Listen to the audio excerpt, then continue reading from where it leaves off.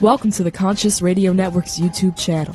Become enlightened, have fun, and tell all your friends and family to share with everyone they know. You can find us on Facebook to stay up to date on our Facebook group, or find us on Twitter, Instagram, and TikTok. Our podcast can be found on Libsyn, iHeart, Spotify, Google Podcast, and more.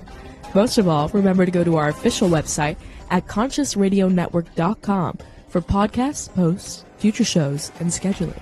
We also want to welcome our international audience. Don't stop now and join the community. Subscribe today.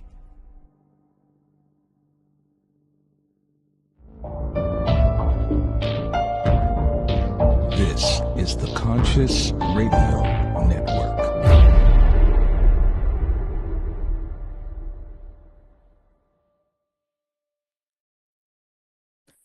Good morning, afternoon, or evening, wherever you might be on this spaceship we call Earth. Welcome to Conscious Radio Network's podcast series, The Weekly Seance. I'm your host, Reverend Dr. Paul Mekas. If this is your first time on the YouTube channel, don't forget to hit subscribe, like, share, and comment. Also, don't forget to follow us on our Rumble channel, The Uncensored Content. So, today we have, joining us again, Ed Hubbard, futurist technomage, who builds global communication structures for spiritual communities. He is here to talk about AI from a deeply magical space while keeping his eye on prophecy for a strange, weaponized world possible. Let's welcome back to the show, Ed Hubbard. How you doing? Thank you, Doctor. Appreciate it. I love your show. I think you catch so many things, so I'm always honored when I'm on. Thank you, and it's an honor to have you on. So, AI. This has been a talk of the town for quite some time. It all started back when the Terminator movie came out, and but now it's starting to kind of weave itself into our digital culture. What is your view on it at this point? So let's go ahead and explain what artificial intelligence is. And that is a category of programs that act as if they were intelligent, like they were making choices. We've had AI for a long time. People don't realize it. We've had it almost since the beginning of the internet. The ability of making switches, going from like all these letters to like a web name. These are all programs that are taught under a system called machine learning. And what it wants them to do is that we make mistakes as humans, so the machines learn not to make these mistakes. The first real AI ever be touched to is autocorrect. Oh, yeah. So autocorrect is actually a form of machine learning that's trying to learn how to spell better. You remember, it used to be terrible. Now it's like a drunken elf. But it's been improving all our life. So that's a form of machine learning. That's a form of AI that we've accepted as useful. Grammarly, now that's incorporating more, is another one. It says, oh, this sentence is wrong. Well, it's doing it from a place of machine learning. Okay. Yeah. And these machine learnings have grown and grown. Now, 2015, OpenAI began in earnest, and Google did, and Bard, with their Bard thing, to see if they can build bigger networks. And what they're doing is they're taking these networks, and they're calling them natural language machines, so you can ask things. And the machines do the same thing as autocorrect, except on a massive scale. This is often confused with something called AGI, which is artificial general intelligence, which means you can feed it anything you want, and it'll come to its own conclusions. Nothing that exists today can come to its own conclusions. It can't. It's all in conclusions that are based on these tremendous amount of information. So there is no Terminator out there in a direct sense. There's no auto-directed, self-conscious machines yet. Yeah. No, let's make very clear. I think they're coming, but today they're not. There are these massive machine learnings, and they simulate and create their own answers to logic. So let's go ahead and let people know what's really out there, which is really scary because it's really good. Absolutely. And see if we can put our own Turing test on some of the stuff that is currently out there. Absolutely, and some of it has passed Turing tests. And what it is that they're copying the brain's neural networks, all the brain's neural networks, and they're, and figuring out how they work inside our brain, and they're making it work inside a machine, and it could work at 1,000, a million times faster. We've long since gave the machines another AI over mathematics. We handed all of the mathematics to calculators of one type or another. Nobody does their own calculations anymore. Nobody. But yet, when we were launching the rockets, in 1969, we were celebrating all of the calculators. Computers used to be a term for human beings. NASA used the term computers to calculate the moon rockets and all of that. And that was a human title. Yeah. Most people don't realize that. 1950s, computers was a human title. Now, nobody would use a human computer. Why would you? Machines, we've already handed over a long time ago to the intelligence of the machines, mathematics.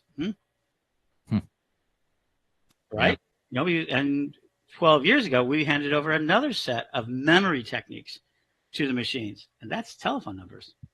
When I do 100 telephone. I was good. My mom would yell, "What's your grandmother's phone number?" Because she couldn't remember. She could yell at any phone person's name. I would give them their phone number. Yeah. I couldn't do that today. I barely remember my phone number. And we handed that over to the machines. Remember, human beings will hand over to the machines anything that saves them time and effort.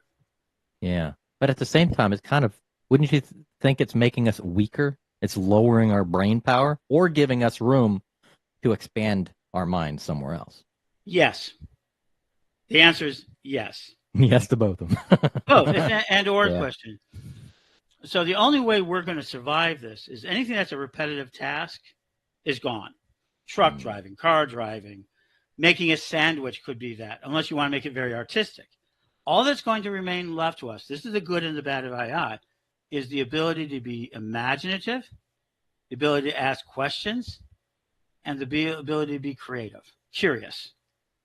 Yeah. That's all that's going to be left in a generation for us to do. We don't need an education anymore that is based on memorization. The machine will memorize it for us. So yes, it's bad that some of us will not exercise our full capacity, but we never have. I mean, that's the whole thing. You could say, well, they should have been in prayer. They should have been in spiritualism. They should be doing meditations. They should be eating better. We should not let the AI take our jobs. These are all in the same category of we should, but will we? So those people who don't want to, won't. Yeah. But for those who do, wow, I'm going to make my human sandwich, but I might use my AI to order all the ingredients. Yeah. We got to find that. We got to find that sweet spot for every individual to where we can embrace AI, but not give up our humanity, our creativity. And there will be those amongst us who will. Yeah. Just like we give it over to drugs, just like we give it over to cults, like we give it over to video games, we'll give it over, So here's like one of the biggest things I will tell you. Every baby boomer and a lot of the extra parents go, don't play video games because they'll never make you any money. There's nothing to do out of it. Today, some of the most richest people in the world, games come out like blockbusters. They're coming out 300, 400, 5 million sales. They're having contests where they have $1 million contests.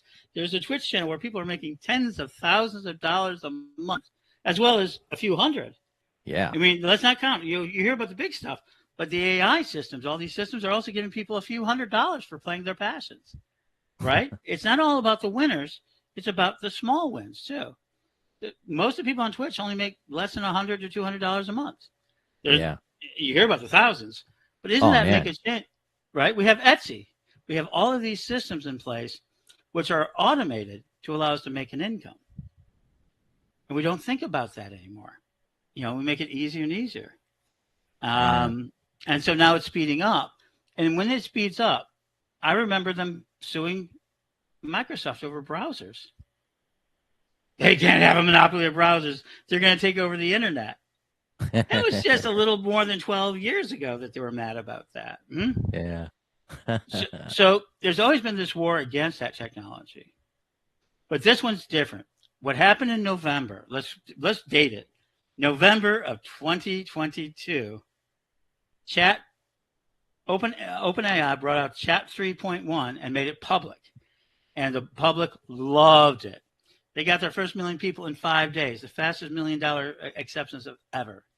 They got 100 million numbers faster. They're going to have 1 billion people by the end of next year, maybe even this year. So it's the fastest growing system, and we like it. And we like it so much, it's completely disrupted the industries. Yeah. Now, as just before we came on the show, we were briefly talking about some of the countries out there that have kind of backed away from it. Let me touch a little bit on that to make people aware of Yeah. So the biggest one was about 2 weeks ago. China, who's a leader in AI, knocked out when it went ChatGPT 4, general predictive it's a really fancy word, general predictive language systems. Yeah. They cut it off and they replaced it with their own system called Ernie. So their firewall holds, and they have their own system to answer their own databases to their own questions. So they live in a completely different paradigm of the rest of the world. And the reason why they got mad was that Tiananmen Square came up in CPT Chat 4 that didn't in CPT Chat 3. CPT Chat 4, this fourth vision, was much more comprehensive and started showing secrets of the government. Italy, people were starting to use it to uncover and talk about politicians and corporations, and they were starting to utilize it to investigate their government. And the government cut it off. They're saying for a lot of other reasons. They're saying privacy and everything else, but it started to be able to use this technology to start tracking politicians. That's what happened in Italy. Yeah. And Italy said, no more, we're going to close the firewall. But you know what but let's talk about the other side. The good news is ChatGPT 4, you just asked it a few questions, and it reattached anyone who wants to be in Italy. They just have to use the European VPN versus any interchange that is inside Italy.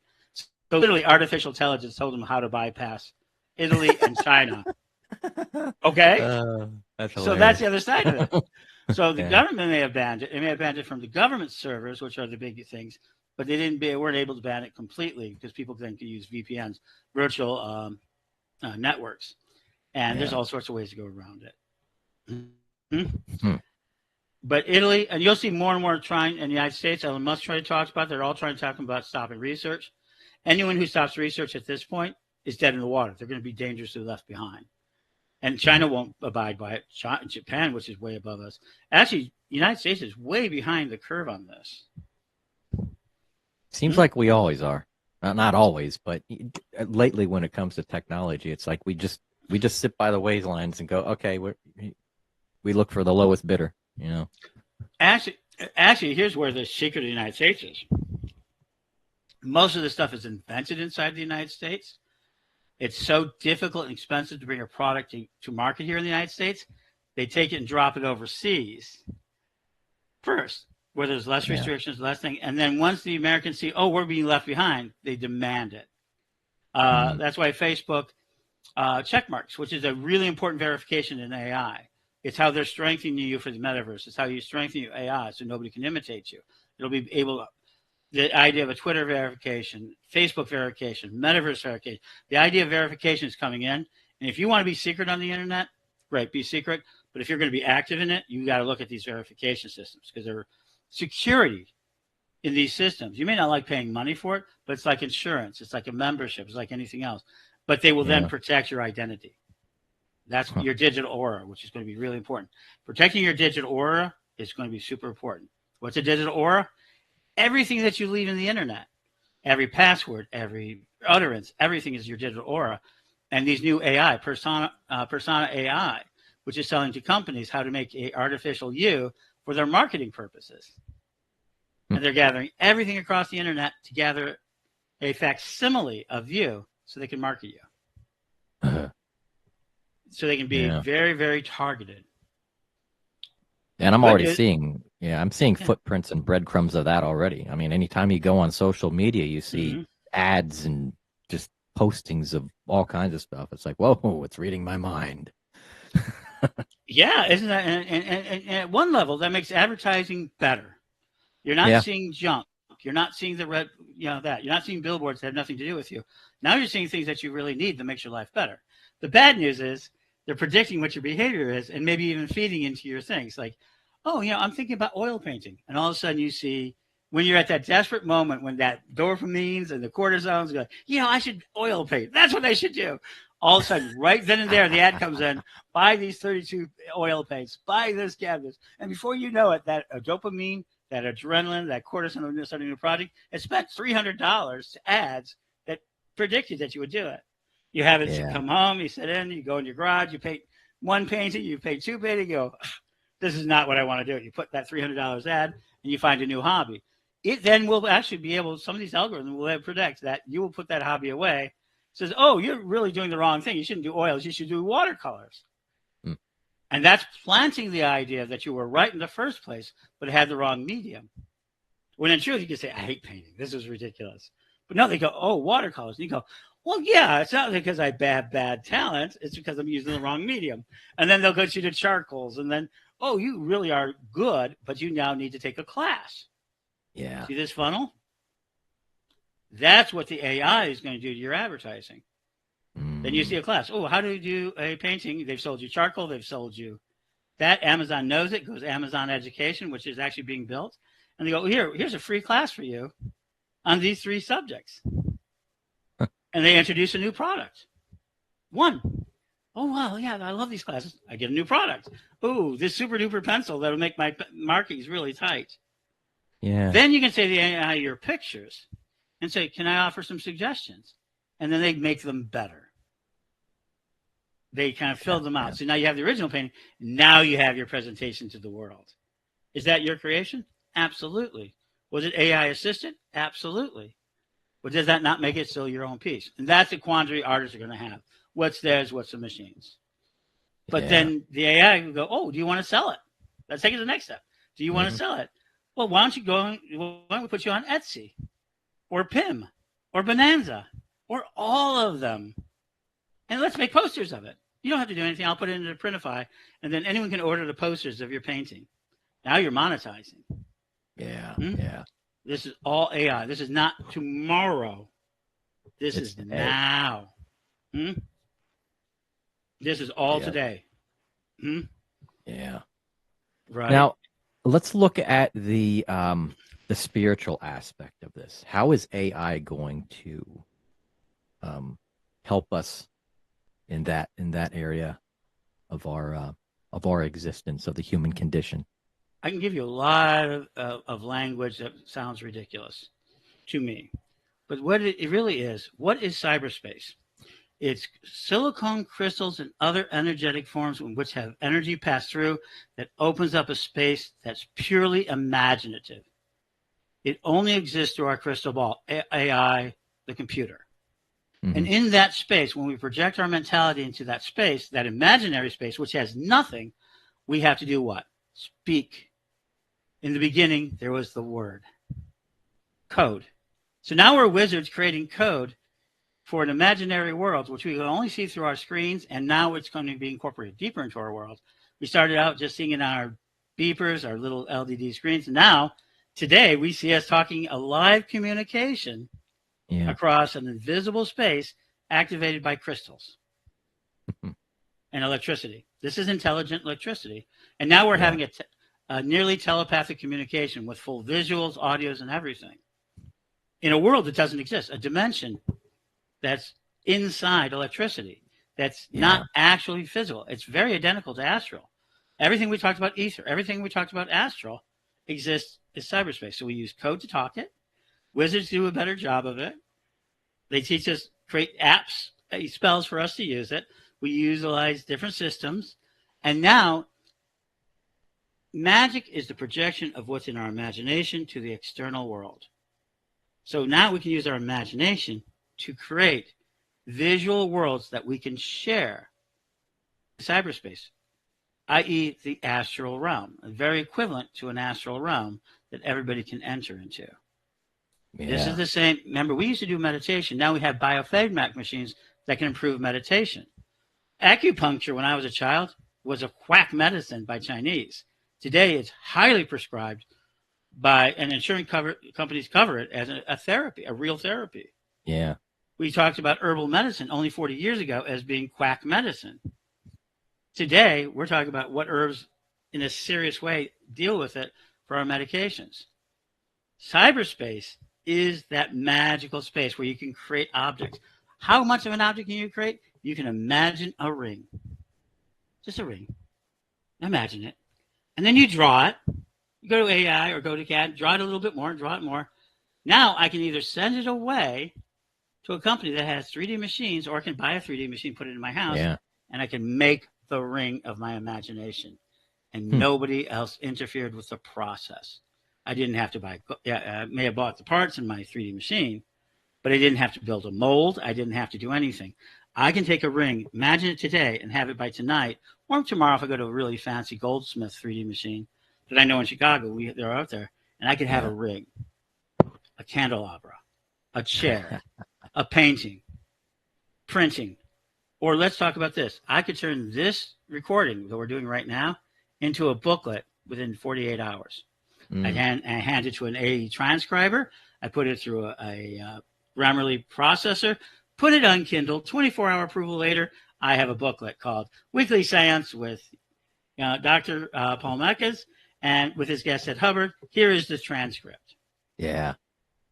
That's called zero manufacturing cost. Somebody absorbed the manufacturing cost and allowed us to imagine anything we want and have it created.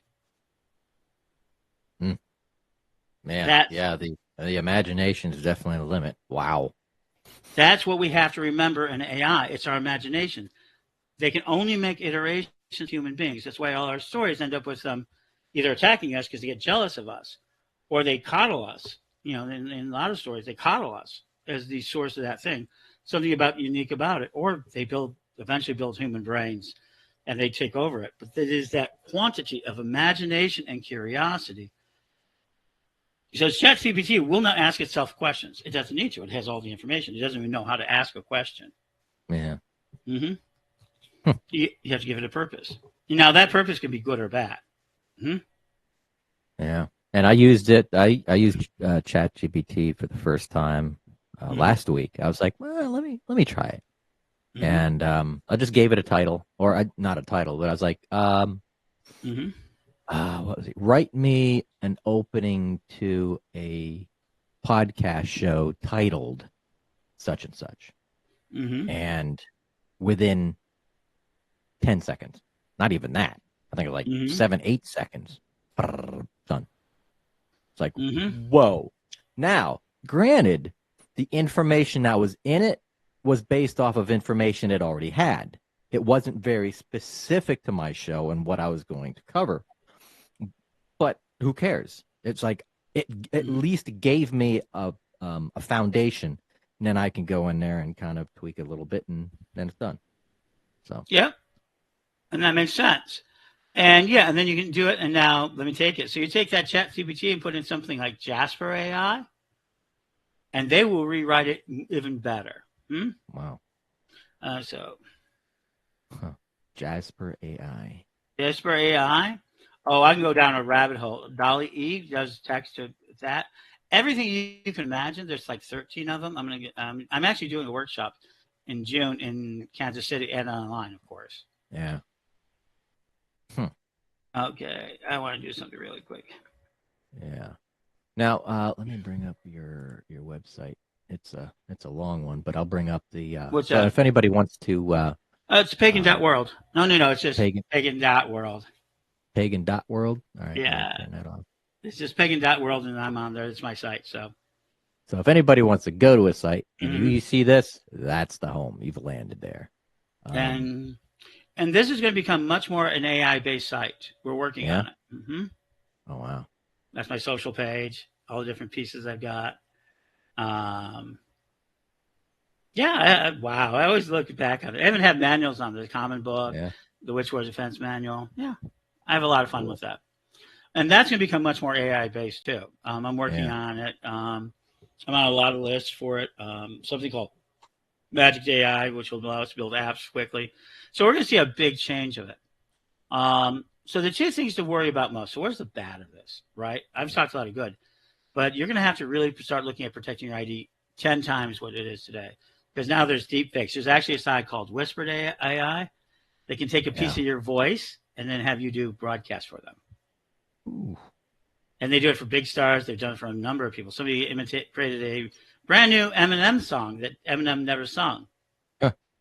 Yeah, That's they put it in. that's the thing too. It's like how people can weaponize that and really just, it's like, oof. So Scary. it could. So yeah, AI could target someone, or you can have a deep fake made. You could be saying that somebody could take this whole thing, copy our voices, and make us sound like right-wing Nazis if they wanted to. Yeah. And they just match it to our mouths, and then the AI will go in and actually alter our lips to make it look like we're talking that way. Wow. They've already done it to Tom Cruise. I mean, yeah, I saw videos of that. I'm like, whoa, Right. that Morgan Freeman. It's like, Morgan what? Freeman.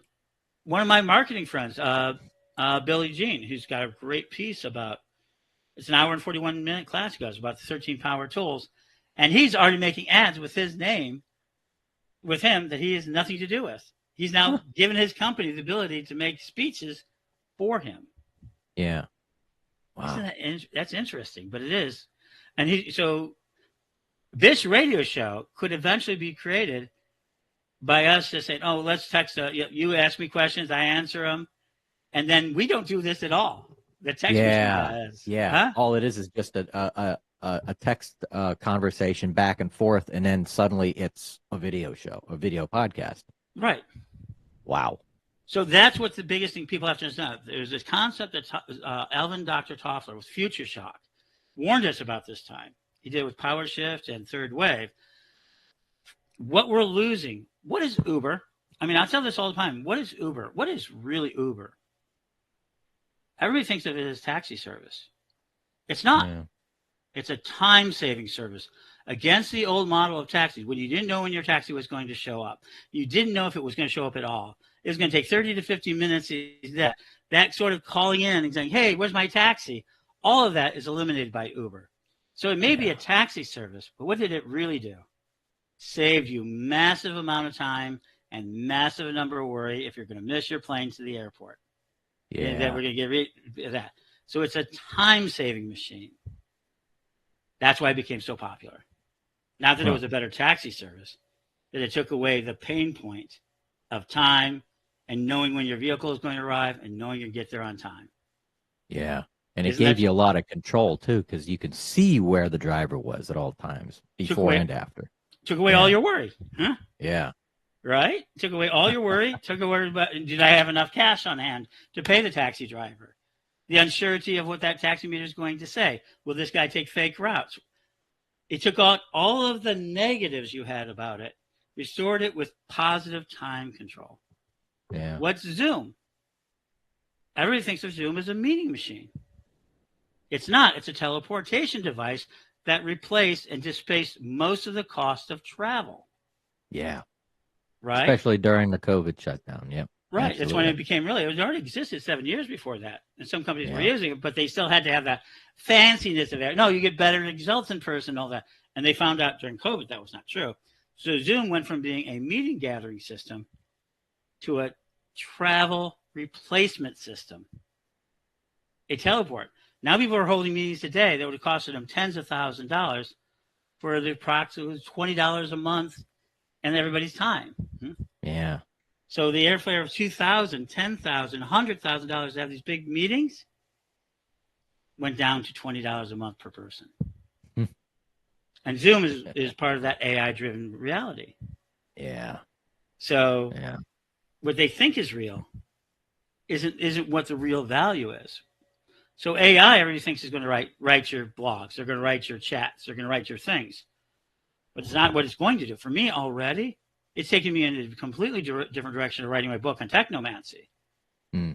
It gave me ideas that I didn't even know. So it can help your imagination by feeding it more information.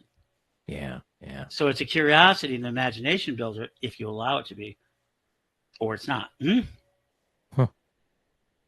Now let's talk about, but on the other hand, you talk about weaponization.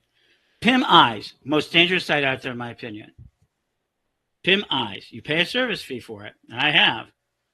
And you put one picture in it, it can find every picture on the internet of you. Period.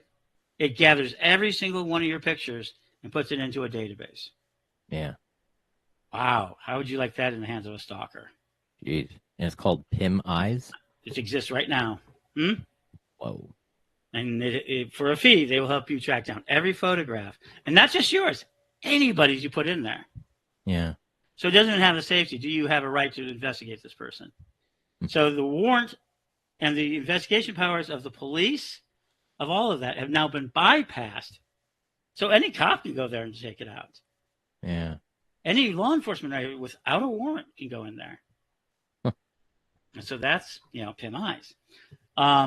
You've got the Wasp. The Wasp is probably the single most dangerous device out there right now. It's about 3 to 4 inches, 3 to 4 millimeters long. It's like really tiny. Carries 3 grams of explosives.